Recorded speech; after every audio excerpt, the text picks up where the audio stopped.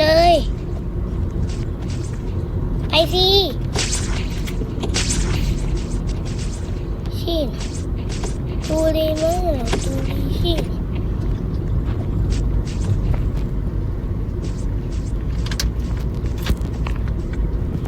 แบบนี้เจ๋งอ่ะ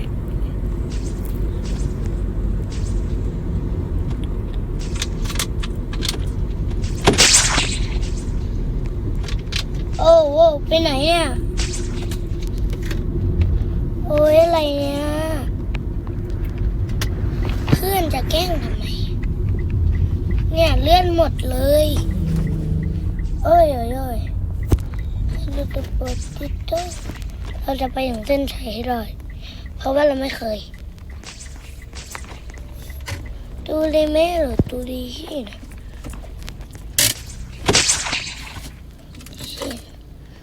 ดูเลยแม่หรือดูดีที่นะบายเพื่อนรักใครเพื่อนหนึ่งว้าวตอนนี้ดีมากมีเสียงอยู่นะพ่อเนี่ยมีเสียงอยู่ดีอยู่ฉันเต็มแล้วก็ไปสิ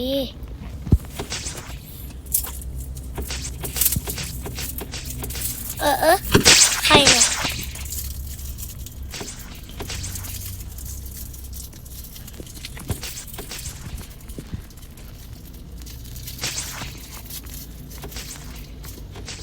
สวัสดีเจ้าแมวอ้วน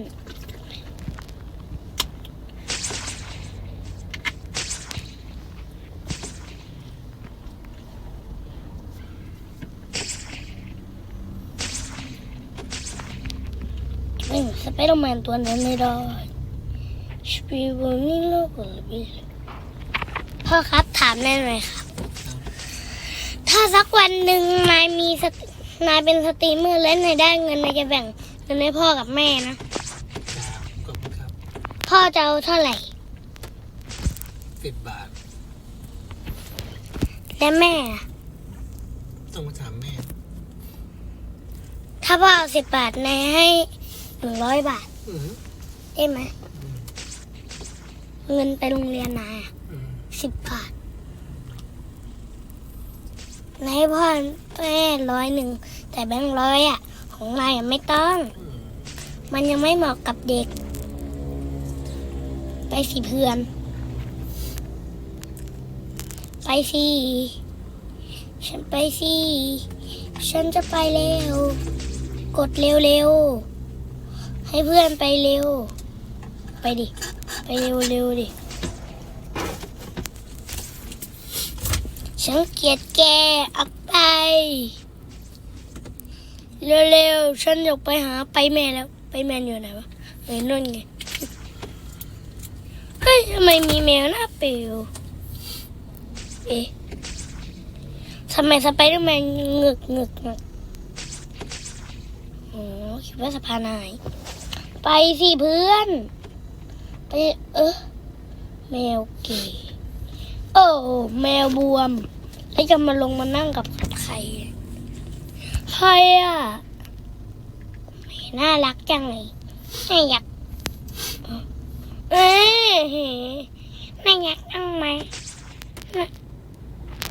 อะไรไหมสวัสดีไป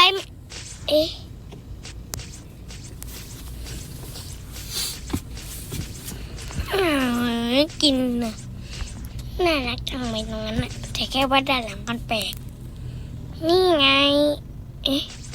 ทำไมด้านหลังน่ารักจังเงาไปแนวสตรีมมานั่งกับคนเยอะไอ้เจ้าทาลาเลวทาลาลาปกติละบกลา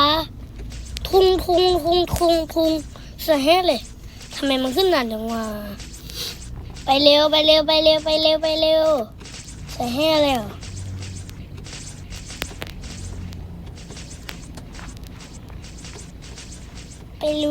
สิ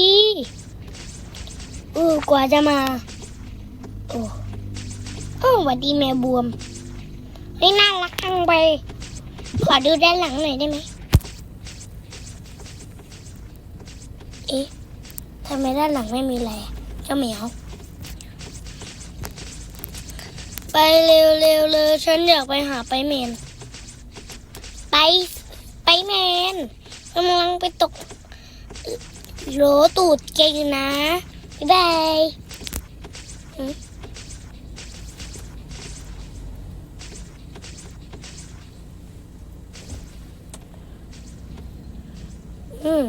เก่งเลยสวัสดีฉันจะขอดูหลังแกไม่นะฉันจะเข้าปากท้อแกแล้วฮะถึงแล้วเหรอ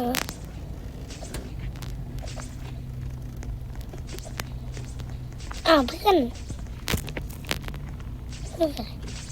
โอ้ไม่นะ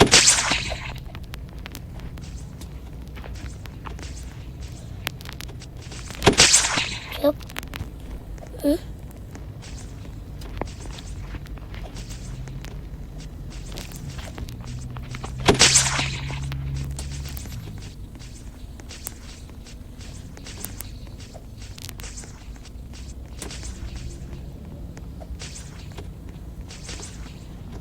เอ๊ะ